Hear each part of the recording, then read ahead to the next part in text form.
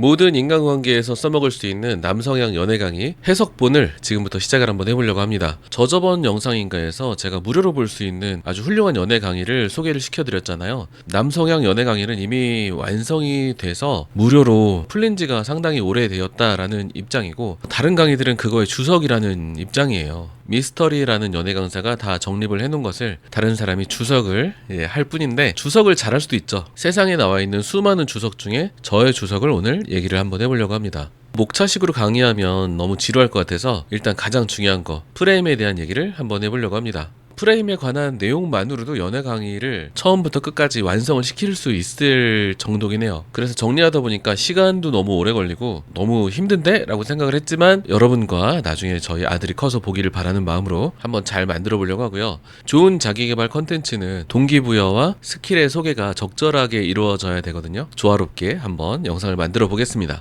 자, 프레임의 중요성은 리바운드를 제압하는 자가 시합을 제압하는 것처럼 프레임을 내 스스로 컨트롤할 수 있는 게 정말 중요합니다. 사실 프레임에 대한 얘기는 연애 강의 보면 너무 많이 나와요. 그렇기 때문에 지겨울 수도 있는데, 프레임을 모르고서는 남성향 연애 강의를 논할 수 없기 때문에 꼭 짚고 넘어가야 되겠습니다. 대부분의 남성향 강의의 핵심은 내가 괜찮은 사람이라는 것을 상대에게 저항 없이 수용시키는 걸 목표로 하고 있어요. 괜찮은 사람이라는 게 뭐냐? 생존 자원과 번식 자원을 많이 가졌으며 한 여성에게 헌신하는 사람을 이제 얘기를 하는 겁니다. 일반 사회적으로 말이죠. 번식 자원이라는 거는 유전자가 훌륭하다는 거예요. 그래서 외모가 잘생겼다든지 피부가 깨끗하다든지 아니면 피지컬이 되게 좋다든지 하는 거고요. 생존 자원이라는 것은 아주 원시 시대에는 사냥꾼으로서의 어떤 적합한 신체나 빠르게 달리기, 힘이 센 것, 이런 것들을 얘기하지만, 지금은 사회가 고도화되면서 어떤 부나 지위 또는 사람들을 통솔할 수 있는 능력, 이런 것들을 의미합니다. 상대적으로 고정되어 있다고 볼 수 있는 것, 내가 정말 이제 개선하기 힘든 것은 외모나 키 또는 부, 이런 게 있습니다. 아니, 부는 자수성가한 사람도 많지 않냐? 라고 하실 텐데, 대부분은 자수성가하기 위해서 노력을 하잖아요. 근데 다 성공하지 않잖아요. 그래서 내 마음대로 쉽게 가능하지 않은 것에 부를 넣어두었습니다. 그나마 상대적으로 내가 변화시킬 수 있는 건 뭐가 있느냐? 몸매가 있을 수 있고요. 지위가 있습니다.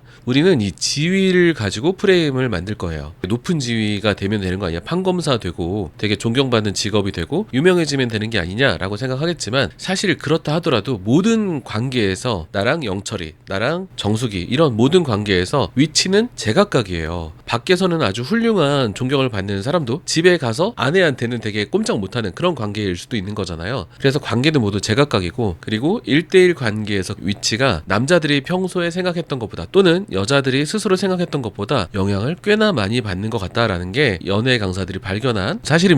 우리가 흔히 잘생기거나 부자가 아니라도 동아리 회장이나 아니면 학회장, 직장 상사다 이러면 연애하기가 조금 쉬워지는 그런 위치에 있다는 걸 다들 짐작을 하실 거예요. 디즈니에 나오는 많은 공주들이 있죠. 신데렐라, 백설공주, 인어공주 등등 많이 있는데, 그 각자 공주들의 캐릭터들은 우리 머릿속에 잘 떠오르잖아요. 아, 이 사람은 이런 특징을 가지고 있고 마음이 약하네, 강하네, 소심하네, 되게 진취적이네, 다 떠오르지만 왕자들 한번 볼게요. 이 왕자들이 어떤 영화에 나온 왕자들인지 아시겠어요? 인격이 싹 삭제되어 버렸죠. 이들의 공통점은 두 가지밖에 없습니다. 지위가 높고 여성에게 되게 헌신적이에요. 그 이외에 나머지 인간적 특징은 우리가 기억이 안 나죠. 써있지도 않아요, 사실. 그렇다는 얘기는 다른 특성은 존재하지 않다 하더라도 이런 디즈니의 이야기는 완성될 수가 있고 개연성이 충분하다, 이렇게 볼 수가 있습니다. 고전적인 연애 스킬, 미스터리 이전의 연애 스킬에는 이 헌신의 포인트를 둡니다. 이 용 얼마나 무섭게 생겼습니까? 이 나약한 인간이 공주를 위해서 이렇게 싸우고 있는 장면인데요. 열심히 헌신을 하면 사랑을 얻을 수 있다라는 것이 연애 스킬로 통용되던 시절이 있었죠. 10번 찍어 안 넘어가는 나무가 없다. 근데 이것은 실제로 엄청 잘 통한다기보다도 이데올로기적인 면이나 윤리적인 면이 있었던 것 같아요. 사랑은 이래야 돼. 아니, 세상이 그래야 아름답지 라고 생각하는 당위적인 면을 많이 가지고 있는 것 같습니다. 그러나 지금 2024년에 대한민국에 사는 누구라도 헌신보다 지위가 연애 시장에서 잘 통한다라는 것은 많이들 생각하고 계신 걸 거예요. 한 10년 전, 20년 전만 해도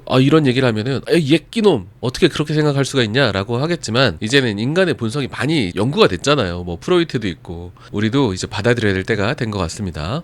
그렇다면 이 지위를 어떻게 딴 사람에게 알게 할 수 있을까요? 사실 유명한 재력남이 되면은 모두 만사 오케이죠. 지금은 여러분들 잘 모르시겠지만 빌 게이츠가 결혼하기 전에는 가장 가치 있는 총각으로 뉴스나 신문 이런 거에 입에 오르내렸던 적이 있었습니다. 세기의 총각이다 뭐 이랬죠. 또 이 연예인들 같은 경우는 돈도 많고 인물도 되게 좋잖아요. 그래서 번식 자원과 생존 자원을 모두 가지고 있는 사람들인데, 이런 사람들은 내 스스로 나 번식 자원과 생존 자원이 훌륭한데 라고 알릴 필요가 없죠. 이미 유명하니까요. 그래도 우리 보통 사람들에게 다행인 점이 있다면 그들은 이제 몸이 하나라는 점, 연애를 할 수 있는 명수가 제한되어 있다는 점이죠. 이 연애 시장은 레몬 시장이라고 할 수도 있는데요. 정보의 비대칭성을 가지고 있어요. 그나마 여자분들은 얼굴이나 몸매가 있기 때문에 번식 자원이 되게 중요하잖아요.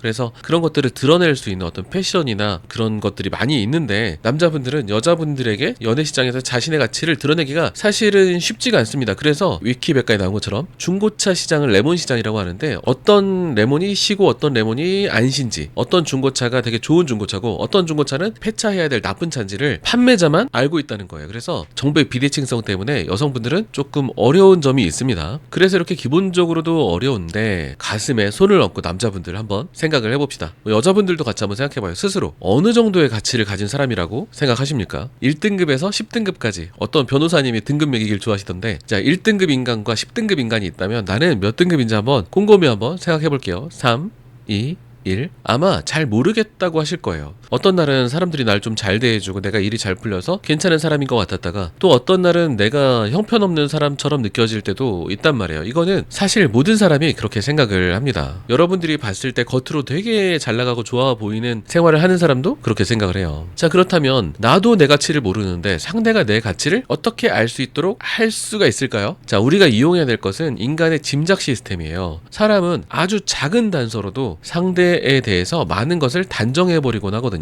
이것을 이름으로 붙이면 뭐 휴리스틱이기도 하고, 우리가 그것을 이용한다는 측면에서는 최면이기도 하고, 또 우리가 인간이 원래 그렇게 태어났다는 점에서는 인간 본성이라고 부를 수도 있을 거예요. 하지만 뭐라고 이름 붙여도 인간의 사고는 두 트랙으로 이루어져 있는데, 이런 휴리스틱 빠른 트랙을 우리가 이용할 거다라는 것을 받아들여야 하는 거죠. 그래서 사실 가장 좋은 거는 내가 내 자신을 괜찮은 사람이라고 생각하면 그게 끝이에요. 모든 프레임의 끝입니다. 내가 그렇게 생각하면 상대도 영향을 받기 때문이죠. 연애 강의들을 보면은 당신들 자존감을 키워라라고 하는데 그게 일부만 맞고 일부는 틀린 말이에요. 저는 자존감을 키우라는 말이 상당히 무책임한 말이라고 생각하는 편이에요. 자존감을 오늘부터 내가 파워업해서 초자존감맨이 되겠어? 으아! 이렇게 하면 자존감이 커지나요? 절대 그렇지가 않고 그게 자기 기만으로 빠질 수가 있단 말이에요. 운동 배울 때 몸에 힘을 빼세요 라는 말을 제가 정말 싫어하는데, 아니 골프 치는데 테니스 치는데 몸에 힘 빼면 쓰러지죠. 자, 사실은 무슨 뜻이에요? 올바른 곳에만 힘을 주세요 라는 거잖아요. 이거는 나중에 코치가 힘을 빼지 말라고 말을 안 해도 자동으로 불필요한 근육에 힘이 빠지게 돼 있어요. 올바른 곳에 힘 주는 법을 배우면 말이죠. 그래서 우리는 올바른 곳에 힘 주는 그런 스킬에 대해서 배워보려고 하는 겁니다. 자, 진짜 중요한 걸 지금부터 말씀드리겠습니다. 두 가지 방법을 통해서 자존감을 올리는 게 저는 좋다고 생각합니다. 첫 번째는 대인관계 스킬이에요. 대인관계 스킬을 잘 쓰게 되면 사람들이 나를 대하는 게 달라지게 됩니다. 사람들이 나를 대하는 게 달라지면 나 스스로도 당연히 내가 나를 생각하고 대하는 게 달라져요. 다시 한번 말할게요. 사람들이 나를 대하는 게 달라지면 나도 내 스스로에 대한 평가를 다르게 한다니까요. 이것이 바로 나를 변화시키는 현실적인 황금룰이고, 내가 할 수 있는 거고, 얄팍한 자기 기만이 아닌 거예요. 그냥 방구석에서 주문만 외워가지고 자존감 올린다는 거는 망상에 가깝지 않은가 하는 생각을 하고 있습니다. 그러나 깨달음이나 종교적인 부분은 제외하고 말씀드리는 거고요. 이 점에 대해서는 제가 예전에 영상으로 몇 번 다뤘었는데 기억나시는 분도 있을 거예요.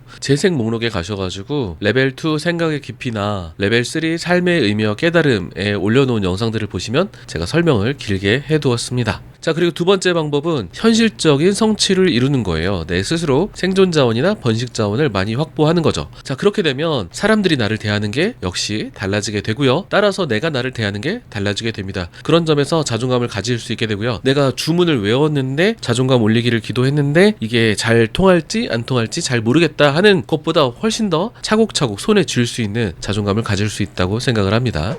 내가 괜찮은 사람인지 내가 어떻게 알 수 있을까요? 그거는 영성적인 거 빼고는 사람들이 나를 대하는 태도나 행동을 보고 알 수가 있습니다. 사람들이 나를 귀하게 여기는데 내가 귀한 사람이 아닐 확률이 얼마나 될까요? 어떤 일부 구루들은 야, 사람들이 뭐라고 해도 나는 괜찮은 사람이야 라는 너만의 자존감을 가져라라고 하는데요. 사실 그게 잘못된 신념이라는 것을 어떻게 배제할 수가 있을까요? 우리 주변을 잘 둘러보시면 딴 사람들이 다 싫어하는데 혼자만 나는 괜찮은 사람이야 라는 사람이 있을 때 얼마나 주변 사람들이 괴로운지 한번 잘 떠올려 보시면 될 것 같습니다. 그런데 이렇게 생각을 하면 아니 내가 현재 괜찮은 사람이 아니면 어떡하지? 또 괜찮은 사람이 아니라는 걸 확인을 했을 때 얼마나 고통스럽겠어요. 하지만 사람은 고통을 느낄 때만 변합니다.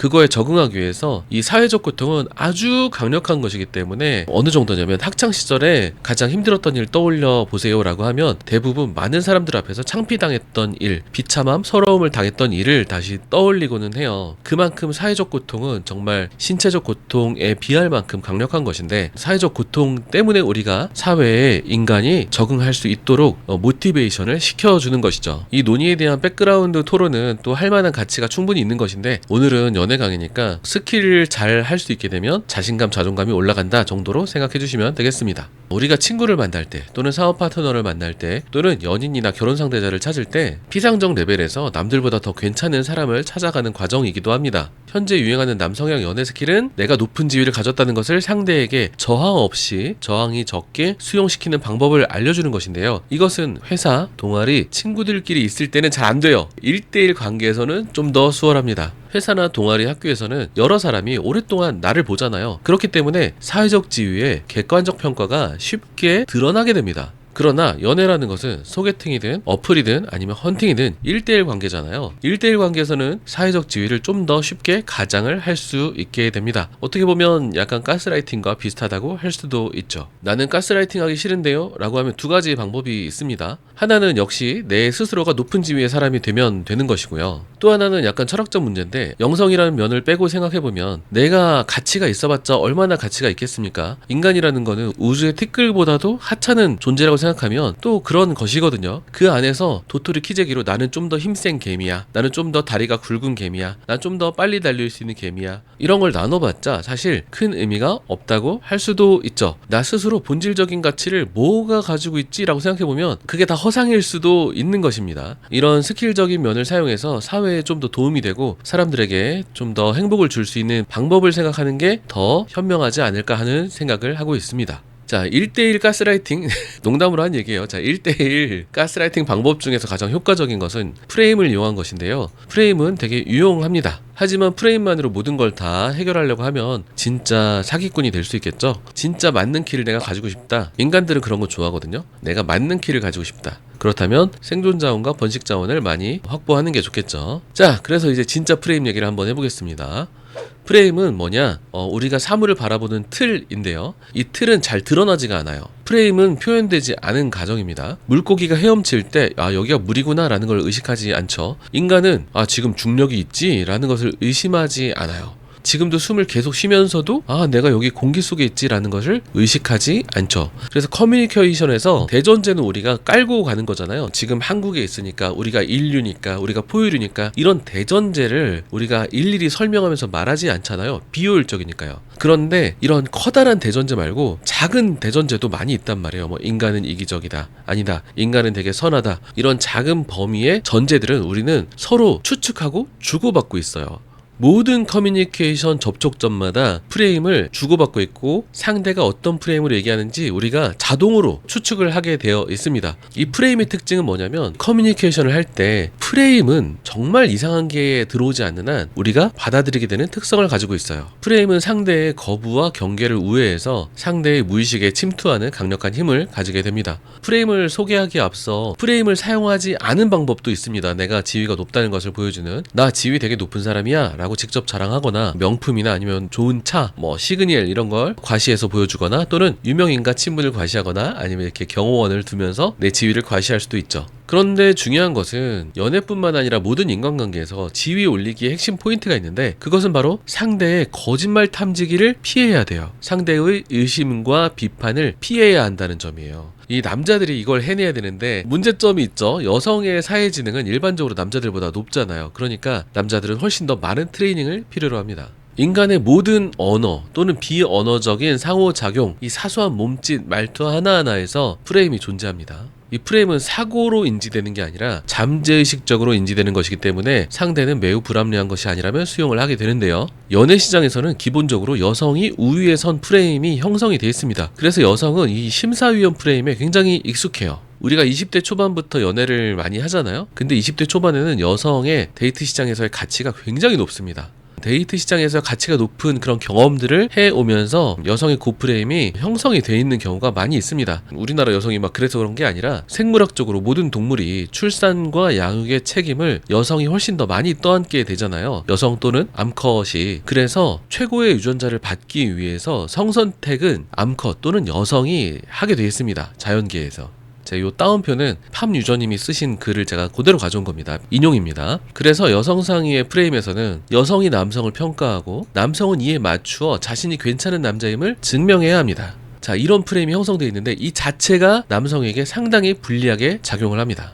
그렇게 노력을 하는 순간 얘는 또 별 볼 일 없는 남자인가 보다 라고 생각을 하기 때문이죠.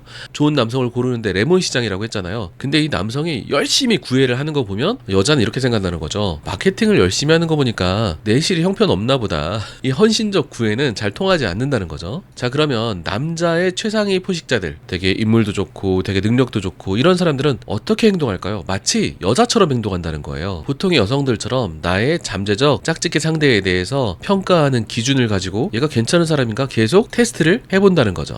그렇게 하면 여성들은 자신이 스스로 이 남성에게 인정받으려는 프레임을 수용한다는 거예요. 이 부분에서 동의가 되는 분도 있고 안 되는 분도 있을 겁니다.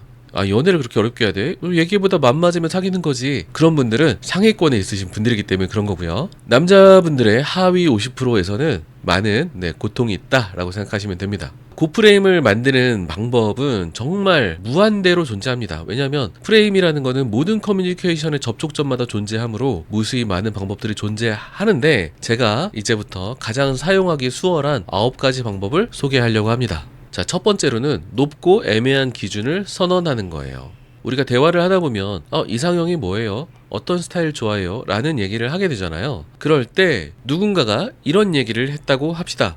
저는 좋은 가정에서 사랑을 많이 받고 자란 상대가 좋아요. 자, 이 얘기 들으면 머릿속에 구체적으로 잘 그려지세요? 좋은 가정에서 사랑받고 자란 상대가 어떤 사람인지, 어떤 행동을 할지 잘 그려지세요? 사실 잘 안 그려지는 게 정상이거든요. 이 조건 자체가 애매하기 때문이죠. 이 단 한 문장에 숨겨진 여러 프레임들을 한번 분석을 해봅시다. 이 분석을 하면서 프레임이라는 게 뭔지 좀 더 자세히 알 수 있게 됩니다. 이 숨겨진 전제들, 프레임을 분석하면서 이 프레임이 뭔지 좀 더 확실하게 감을 잡으실 수 있을 거예요. 이렇게 조건을 내세웠다는 숨겨진 전제는 뭐냐면 나는 아무나 만나지 않는다. 나는 그럴 가치가 있는 사람이다 라는 전제가 숨어져 있죠. 또 다른 전제도 있습니다. 한국에는 좋은 가정과 나쁜 가정이 있다라는 전제예요. 그렇기 때문에 이 앞에서 나는 좋은 가정에서 자라는 상대가 좋다고 얘기할 수가 있는 거죠. 좋은 가정은 뭐고 나쁜 가정은 뭘까요? 어디까지 수용할 수 있는 좋은 가정이고 어디까지가 수용 안 되는 좋은 가정일까요? 그 기준은 내가 정할 거라는 거예요. 흔히 생각하는 좋은 가정의 요소가 존재하죠. 화목함도 있고 가정교육도 있고 좋은 유전자가 전수됐다는 것도 좋은 가정이 될 수 있고 사회적 지위와 돈 또는 사는 동네 이런 것들이 좋은 가정과 나쁜 가정의 기준이 될 수 있지만 이 중에 뭘 선택할 건데요? 이 중에 뭘 선택할지는 바로 이 얘기한 사람 마음이에요. 그 다음에 숨은 전제를 찾아봅시다. 나쁜 상대, 좋은 상대를 충분히 만나봤다. 이 기준이 생겼다는 건 그런 걸 의미하는 거잖아요. 그리고 나는 그 사람들을 알아볼 수 있다. 너 조심해. 나는 그런 거 다 알아볼 수 있는 사람이야. 라는 전제를 가지고 있습니다. 또 약간 딥하게 들어가면 이것까지도 전제로 볼 수도 있습니다. 당신이 좋은 가정에서 사랑받고 자랐다면 내가 기대한 대로 행동을 할 것이다. 이렇게 행동해? 얘가 좀 좋은 가정에서 자란 게 아닌 것 같은데? 나는 행동을 제대로 했는데 얘 사랑 못 받고 자라서 그런 거 아니야? 좋은 가정에서 사랑받고 자랐다면 할 수 있는 그런 행동들이 엄청 무한대로 많을 거 아니에요. 그런 수많은 행동들 중에서 나는 내 주관적 기준으로 너의 행동을 평가할 것이다 라는 전제가 숨어있죠. 자, 이렇게 모호한 기준은 사실 꽃놀이패입니다. 일단 선언하면 꽃놀이패예요. 근데 제가 모호한 기준이라고 얘기를 하긴 했는데 사실 모든 기준은 어떤 기준을 얘기해도 마찬가지예요. 나는 좀 진중한 사람이 좋아. 일이 일비하지 않는 중심이 있는 그런 사람이 좋아. 긍정적인 사람이 좋아. 재미있는 사람이 좋아. 이런 모든 기준들은 깊이 탐구되기 전까지는 어차피 모호합니다. 깊이 탐구라는 말을 기억해 두세요. 뒤에 한 번 더 나옵니다. 따라서 이성에 대한 내 취향과 기준을 공개하는 것은 어떤 경우에도 유리합니다. 그래서 여러분들께서는 연애를 잘 하기 위해서는 취향과 기준을 가진 사람이 되는 게 유리해요. 아니 저는 모쏠이라서 취향과 그게 기준이 없는데요. 나중에는 정말 숙고해서 기준을 세워야 되는데 일단은 하나 가지십시오. 내 취향과 기준을 선언하면 나중에 잠재적 썸남 썸녀에게 승인이나 자격 부여를 해줄 수가 있어요. 이게 굉장히 중요한 겁니다. 아까 나는 좋은 가정에서 사랑받고 자란 상대가 좋다라고 기준을 세웠을 때 어떤 승인들을 해줄 수 있는지 한번 살펴봅시다. 당신은 혹시 어떤 영화를 좋아하나요? 이런저런 영화를 좋아합니다 라고 했을 때 역시 마음이 따뜻하군요. 여기까지만 말을 했는데도 아까 그 사람은 연상을 하게 됐어요. 아까 이 사람이 좋은 가정에서 사랑받고 자란 상대가 좋다고 했는데 마음이 따뜻하다고 칭찬을 했으니까 여기의 기준에 통과했나 보다라는 연상을 당연히 하게 돼 있습니다. 자, 그리고 상대가 삐질 만한 행동을 해놓고 혹시 이런 거 가지고 삐진 거 아니지? 좋은 가정에서 사랑받고 자란 사람 어때요? 마음이 너그럽겠죠? 아니야 괜찮아. 그러면 역시 꼬인 게 없어. 너무 좋아. 당신은 내가 진짜 좋아하는 스타일이야. 승인을 해줄 수가 있죠. 또 부모에 대한 얘기가 나오면 부모님 칭찬을 딱 해드리면서 역시 가정이 화목했구나 라고 이거에 연관된 멘트를 때려줄 수가 있는 것입니다. 이렇게 조금씩 자격 부여를 해주는 것은 상대로 하여금 사냥 본능을 되게 일으키게 하는 방법이에요. 그리고 미션을 주고 완수시키는, 우리가 게임할 때도 미션을 조금씩 주고 그거를 능력에 따라 완수할 수 있게 해주잖아요. 그러면서 상대의 행동을 유도를 하는 거죠. 그런데 이런 분절된 승인, 자격 부여를 하는 것 자체에도 숨겨진 전제가 있습니다. 나는 너를 평가하고 있다. 나는 너를 평가할 수 있는 사람이다. 따라서 내가 너보다 높다. 그리고 이 승인들은 분절돼 있다고 했잖아요. 한 번에 너는 최고야 라고 하지 않고 이런 점은 좀 마음에 드네 라고 한단 말이에요. 그래서 그것에 숨은 전제가 또 있죠. 너는 아직 자격이 안 된다. 하지만 노력을 좀 더 하면 될 수도 있다. 그리고 또 고통스러운 숨은 전제가 있는데 나는 이런 기준을 가지고 있기 때문에 당신 말고 다른 사람도 그 기준에 들 수가 있는 거잖아요. 이를테면 당신은 첫눈에 반했고 내가 정말 좋아하는 스타일이야 라고 하면은 불안해하지 않지만 어떤 객관적인 기준을 가지고 있는 척을 하면 나보다 더 그거에 부합하는 사람이 있지 않을까 하는 불안감도 또 상대로 하여금 조성을 할 수가 있는 거죠. 내가 이성에 대한 기준을 선언하는 것으로부터 여러 스킬이 파생이 될 수가 있습니다. 하지만 더 남았는데요. 계속 보겠습니다. 조금씩 분절된 승인을 해주고 분절된 자격 부여를 하는 것 자체가 밀당이 될 수가 있어요. 정확하게 말하면 이제 당기게 되는 거죠. 이렇게 조금씩 자격 부여하는 것은 상대에게 해냈다라는 느낌을 주기도 하면서 상대가 나에게 다가올 수 있는 구체적인 방법을 알려줌으로써 막연하지 않게 구체적으로 노력할 수 있는 이런 가이드라인을 제시를 해줄 수가 있는 겁니다. 당신은 이 가이드라인대로 따라오면 돼. 내가 발자국 다 찍어놨잖아. 요대로 밟고 따라오면 돼. 나에게로. 좋은 가정에서 사랑받고 자란 사람이라는 컨셉이 마음에 안 들면 다른 기준도 세울 수가 있습니다. 상대를 어떻게 만들고 싶냐에 따라서 기준을 만들면 되는데 나는 생각이 얽매이지 않고 자유로운 사람이 좋아. 나는 싫어하는 스타일이 하나 있는데 고지식한 사람이야 라고 자기가 원하는 대로 기준을 세우면 되겠죠. 단 이제 내가 매력 점수가 높아야 상대가 그 길을 따라서 이제 오겠죠. 하지만 이렇게 밀당을 하고 승인하는 과정에서 내 매력 점수가 높아진다는 것도 생각을 해야 되겠습니다. 자, 상대는 이렇게 나의 승인을 받기 위해서 노력을 하게 되고 노력하고 헌신할수록 매몰 비용이 올라가겠죠. 노력을 많이 하겠죠. 그렇게 되면 심리학적으로 매몰 비용의 오류에 빠지게 됩니다. 내가 이렇게 열심히 하는 거 보니까 내가 이 사람을 되게 좋아하나 보다 라고 생각해요. 되게 어이없죠. 근데 사람이 그렇습니다. 내가 내 스스로 한 행동을 보고서 그냥 쉬워서 했을 뿐인데 아니면 눈에 보여서 했을 뿐인데 또 불구하고 내가 이렇게 한 걸 보면 내가 이 사람에 대한 마음이 엄청 큰가 봐 라고 판단을 거꾸로 해내는 게 인간이에요. 자, 이렇게 해서 내가 높은 프레임을 가지고 상대에게 저항 없이 수용시킬 수 있는 방법, 첫 번째로 모호한 기준을 선언한다라는 것을 알려드렸는데요. 여단 몇 가지를 말씀드리려고 합니다. 기준을 대하는 우리의 어떤 자세, 우리가 발정난 그런 사람들이 아니잖아요. 자, 이 스킬에 대한 어떤 고찰을 좀 해봅시다. 자, 상대가 이런 기준들을 강하게 내세우는 사람도 있을 거 아니에요. 우리가 하려고 했는데 상대가 더 열심히 해, 이것을. 너무 이 기준에 매몰된 사람이 있다면 사실 버려야죠. 네, 그런 사람 좋지가 않아요. 무슨 기준이 됐든지 간에 이제 문제가 있는 경우가 있어요. 문제가 나중에 발견될 가능성이 높아요. 내가 눈앞에 있는 사람보다 머릿속에 있는 기준을 보고 있다? 그러면 좋은 사람이 아닐 가능성이 높고 정상적이지 않을 가능성도 높은 거죠. 이 기준이라는 거를 집착하거나 기준을 엄격하게 내세우려면 내 매력이 얼만큼인지를 또 한번 잘 생각해 보세요. 내가 이 엄격한 기준을 강하게 내세우려면 내 매력도가 그거보다는 훨씬 높아야 되겠죠. 내 매력 요거밖에 안 되는데 기준은 이만큼 돼 있어. 그러면 도망갈 가능성이 높겠죠. 그리고 이제 기준을 강하게 세우는 사람들은 사실 경직된 세계관을 가지고 있을 가능성이 높고 또 되게 결핍이 많을 가능성이 높습니다. 기준이 스트릭트하다는 거는 그것이 만들어지게 된 어떤 트라우마나 결핍이 굉장히 강할 가능성이 높고 또 이 기준에 넘는 사람들을 이상화하고 기준 이하의 사람들을 무시하는 그런 경향이 있을 가능성도 커요. 무시와 이상화의 어떤 이분법적 세계관이 스스로를 지탱하고 있을 가능성도 꽤 있는 거죠. 또 상대가 기준을 강하게 내세운다면 그때 우리가 더 강한 프레임을 보여주려면 그 상대의 기준에 얽매이지 않는 게 좋겠죠. 상대의 기준에 쩔쩔매는 것 자체가 일단 저 프레임이라는 것을 이제 우리는 압니다. 상대의 기준을 존중은 하되 쩔쩔매지는 말아야 돼요. 자기야 왜 연락을 그렇게 안 했어? 아 미안해. 중요한 미팅이 있어서. 그러니까 미안한 척은 해야 되지만 행동은 좀 덜 얽매이는 게 좋겠습니다. 결국은 이런 기준을 가지고 시작을 하지만 나의 기준이나 프레임이 중요하지 않게 되는 과정이 연애 과정입니다. 기준이 없는 사람은 없어요. 하지만 그 기준보다 상대방이 또는 우리의 관계가 더 소중해지는 과정이 연애 과정이라고 할 수 있습니다. 사실 깊은 수준에서는 이런 스킬들이 덜 중요하겠죠. 이런 스킬이 뭐가 중요해? 라고 하신 분들 중에서 일부는 되게 높은 수준일 수 있습니다.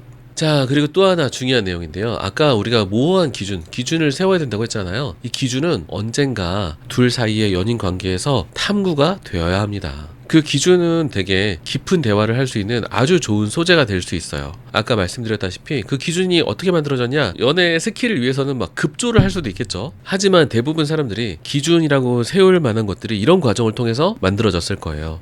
자신의 과거의 충격적 경험이나 사랑에 대한 컴플렉스 또는 결핍, 환상으로부터 만들어졌을 겁니다. 이것은 우리가 언젠가는 탐구가 되어야 할 것이에요. 나 혼자 탐구할 수도 있을 것이고 둘 사이의 대화를 통해서 탐구가 되고 나의 이런 충격적 경험이나 컴플렉스, 결핍, 환상들이 상대에게 건강하게 받아들여지는 과정이 될 수 있다면 정말 연애다운 연애를 하고 있다라고 할 수 있겠습니다. 결국 연애를 통해서도 서로를 깊이 이해하고 하나임을 느낄 수가 있고 우리 모두가 신의 축복 속에 있다는 경험을 할 수 있는 길이 될 수가 있다고 생각을 합니다. 인간의 목표로 인간의 잠재성을 펼칠 수 있는 그런 길이 여러 길이 있지만 그중에 연애라는 길도 굉장히 좋은 길이다라고 생각을 합니다. 그렇기 때문에 아까 기준을 세우자라고 했을 때 이 기준은 깊은 수고 끝에 자신의 진실에 맞추어서 만들어지면 좋다라고 말씀을 드립니다. 제가 아까 높은 프레임을 상대에게 전달하는 방법 9가지를 말씀드리겠다라고 했는데 녹화분이 지금 56분이 되고 있는데요. 영상이 길어서 나머지는 차차 영상을 만들도록 하겠습니다. 일단 슬라이드는 많이 만들어 놨는데 아쉬움이 있어야 다음에 또 저 영상을 클릭해 주지 않으시겠습니까? 프레임을 수용시키는 그 스킬의 가지수를 많이 늘리는 게 중요한 게 아니에요. 단 한 가지라도 내가 체화하는 게 중요합니다. 옛날에 재즈를 공부하던 학생이 이런 얘기를 한 적이 있어요. 내가 대학에서 재즈를 배울 때는 교수님들이 너는 왜 맨날 똑같은 것만 쓰냐, 똑같은 스킬만 쓰냐, 좀 다양하게 써 라고 해서 그렇게 노력을 많이 했는데 나중에 돌이켜서 생각해보니까 재즈의 대가들도 맨날 쓰는 것만 쓰는구만 하면서 허탈했던 기억이 있다라고 하더라고요. 그런 것처럼 아마 연애의 엄청 대가들도 다양한 스킬을 다 쓰지는 않을 거예요. 잘 통하고 잘 맞는 거 몇 가지만 쓸 겁니다. 자, 그래서 이 기준을 세운다라는 것은 누구나 사용할 수 있고 쉬운 스킬이면서 강력하기 때문에 또 연계 스킬이 계속 이루어지잖아요. 그렇기 때문에 일단 요거를 체화하시는데 중점을 두시면 좋겠습니다. 대화 시작은 이상형을 질문하고 뭐 어떤 스타일 좋아하냐라고 이런 물꼬를 터서 시작을 하시면 되고요. 좋아하는 연예인이나 혹시 연애하면서 이런 스타일만은 피하고 싶다, 이런 스타일 있어요? 라고 물어볼 수도 있는 거죠. 이렇게 가벼운 질문으로 시작해서 자기 자신의 기준을 선언하고 앞에 말씀드렸다시피 연계 스킬을 사용하시면 되겠습니다. 자, 오늘 영상은 여기까지입니다. 우리는 스킬을 넘어서 진심으로 가는 중입니다. 저는 다음 영상에서 여러분을 기다리고 있겠습니다.